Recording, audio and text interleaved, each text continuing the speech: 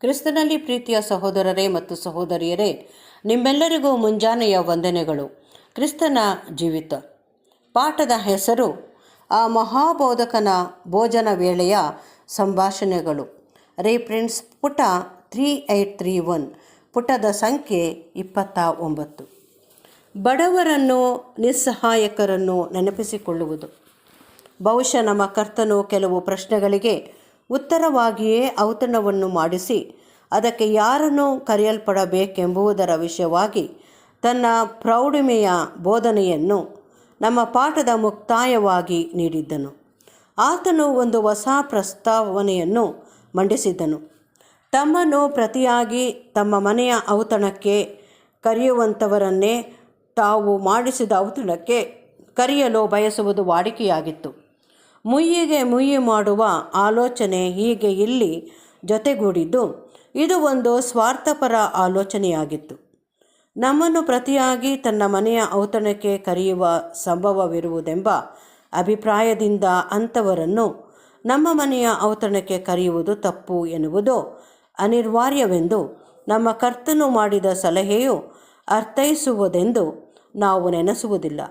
ನಿಜವಾಗಿಯೂ ಆತನ ಅಭಿಪ್ರಾಯವೇನೆಂದರೆ, ಹೀಗೆ ಮಾಡುವುದು ಒಂದು ಮೆಚ್ಚುಗೆಯಾಗಿಯೂ ಹಿತಕರವಾಗಿಯೂ ಇರುವ ಪರಸ್ಪರ ವಿನಿಮಯವಾದರೂ ಹೀಗೆ ಮಾಡುವಲ್ಲಿ ಕರ್ತನ ದೃಷ್ಟಿಯಲ್ಲಿ ಯಾವ ಮಹತ್ವವೂ ಇರುವುದಿಲ್ಲ. ಇಂಥ ಒಂದು ಪರಸ್ಪರ ವಿನಿಮಯದಲ್ಲಿ ಪ್ರತಿಯೊಬ್ಬನೂ ತನಗೆ ಬರತಕ್ಕ ಪ್ರತಿಫಲವನ್ನು ಪಡೆದಿರುವನು. ಅಲ್ಲಿ ಕೂಡಿದ್ದವರನ್ನು ಪ್ರತಿಯಾಗಿ ತಮ್ಮ ಮನೆಗೆ ಊಟಕ್ಕೆ ಕರೆಯುವ ಸನ್ನಿವೇಶವಿರದಂಥ ಪರಿಸ್ಥಿತಿಯಲ್ಲಿದ್ದ ತನ್ನನ್ನು ಹಾಗೂ ತನ್ನ ಶಿಷ್ಯರನ್ನು ಕರೆದವನಿಗೆ ಇದರ ಹಿಂದೆ ಘನವಾದ ಉದ್ದೇಶ ಹೊಂದಿದೆಯಾದಲ್ಲಿ ಇದು ಒಂದು ಔದಾರ್ಯವುಳ್ಳ ಕ್ರಿಯೆ ಎಂಬುದನ್ನು ತೋರಿಸಿಕೊಡಲು ಬಹುಶಃ ಆಶಿಸಿದ್ದನು.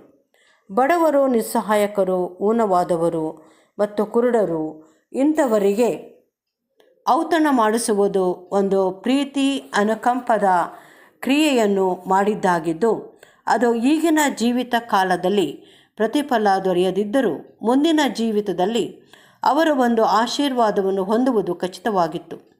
ಇನ್ನೊಂದು ಮಾತಿನಲ್ಲಿ ಹೇಳುವುದಾದರೆ, ಕೆಟ್ಟ ಉದ್ದೇಶ, ಕೆಟ್ಟ ಪ್ರವೃತ್ತಿಯಿಂದ ಮಾಡಿದ ಪ್ರತಿಯೊಂದು ದುಷ್ಕೃತ್ಯ ಹಾಗೂ ಹಾನಿಕರವಾದ ಸಂಗತಿಗಳಿಗೆ ಈಗಿನ ಜೀವಿತದಲ್ಲಿ ಅಥವಾ ಮುಂದಿನ ಜೀವಿತದಲ್ಲಿ ದಂಡನೆ ಇರುವುದು ಖಚಿತವಾಗಿದ್ದಂತೆಯೇ ಮನಃಪೂರ್ವಕವಾಗಿಯೂ ಬುದ್ಧಿಪೂರ್ವಕವಾಗಿಯೂ ಸುದುದ್ದೇಶದಿಂದಲೂ ಮಾಡಿದ ಪ್ರತಿಯೊಂದು ಸುಕೃತ್ಯಕ್ಕೂ ಆಶೀರ್ವಾದವಿರುವುದು ಖಚಿತವಾಗಿರುವುದೆಂಬುದು.